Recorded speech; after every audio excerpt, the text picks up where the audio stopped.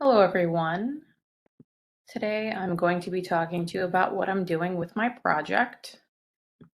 Um, I am going to be doing a literature review um, to inform curriculum, and my topic is retaining male singers in choir. So, pretty much, I went with this direction for my project because, year after year in my choirs, um, which just to give a little background, I am a choir teacher, grades 7 through 12 in a rural northeastern Ohio smaller school. And year after year, it's a struggle to keep my male singers in choir. If they start out in junior high choir, it's hard to keep them going into high school choir. And it's just difficult to get, boys in choir, recruit males in choir. And this causes a variety of issues, one being unbalanced sections in my mixed choirs, never having enough tenors and basses. So doing things like adjudicated events, you know, having successful performances there is, pretty much out of the cards, but it's definitely something that administration wants to see. Performance difficulty. So, the type of music we can successfully perform. We can't do the cool stuff, the difficult stuff. Um, we end up doing music that is not exactly age appropriate. And that's a deterrent sometimes for them, but when you don't have enough to balance out all the sections, that's kind of what happens. So I'm always looking for a remedy.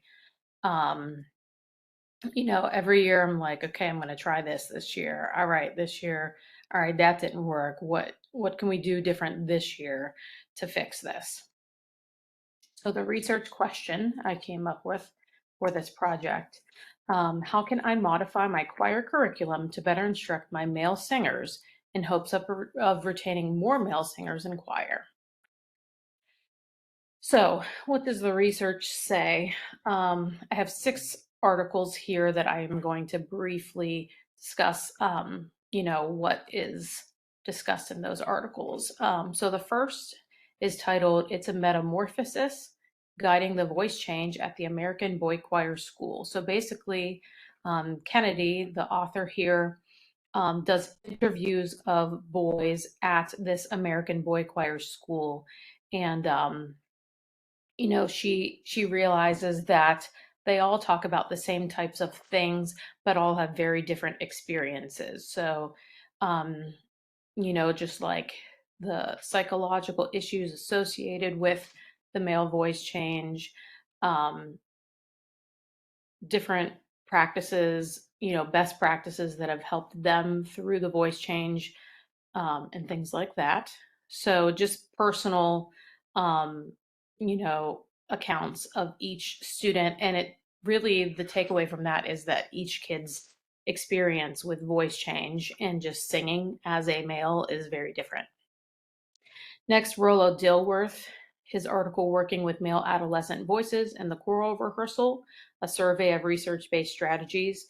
And that's definitely what it is. It's a literature review, and he just talks about many different strategies that are out there that exist, um, in terms of, teaching male adolescents, helping them through the voice change, teaching strategies, things of that nature.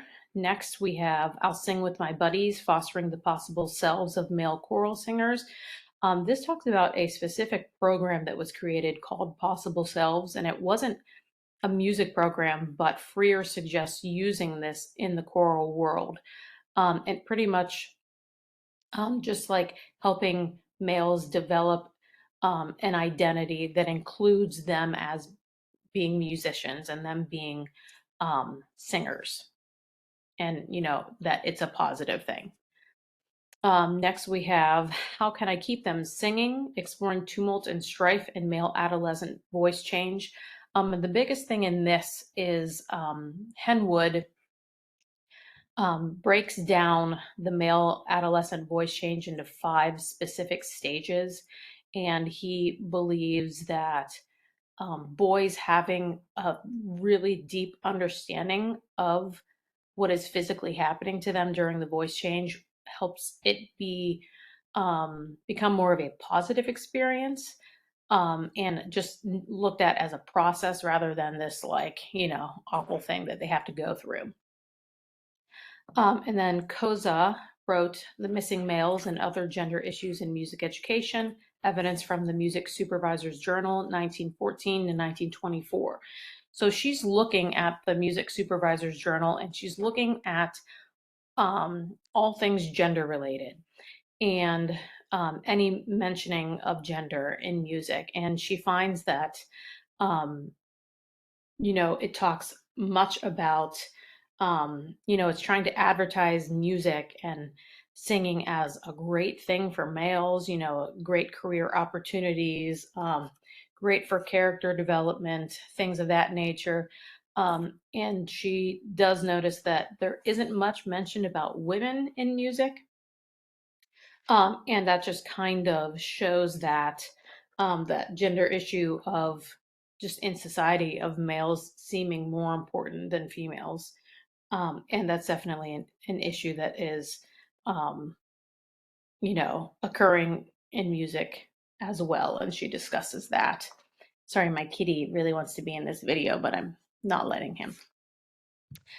And then lastly, I have Big Boys Don't Cry or Sing, Still, a modern exploration of gender, misogyny, and homophobia in college choral methods text. And this piggybacks off of the Koza article.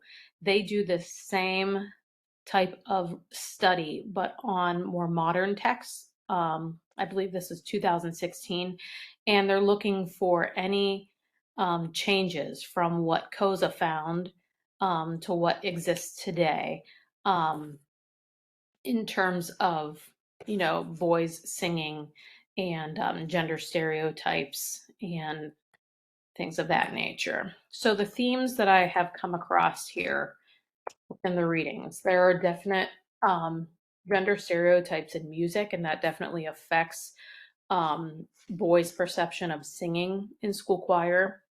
Lots of discussion about the physiological and psychological issues associated with the male voice change. Boys feel like, oh my gosh, I'm no longer a good singer. I can't do this anymore. Or, boys with high voices, maybe they don't want to be called a soprano because that's looked at as something feminine. So um, things along those lines. Definitely apparent traditional and progressive approaches.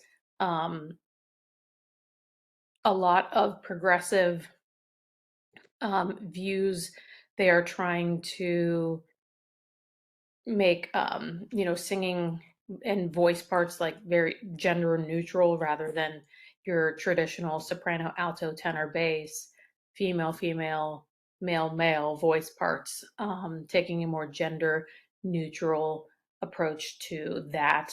And then lastly, various suggested best practices for instructing male singers, instructing them through the voice change, um, different vocalizations to help them through the voice change, how to assign parts and things like that.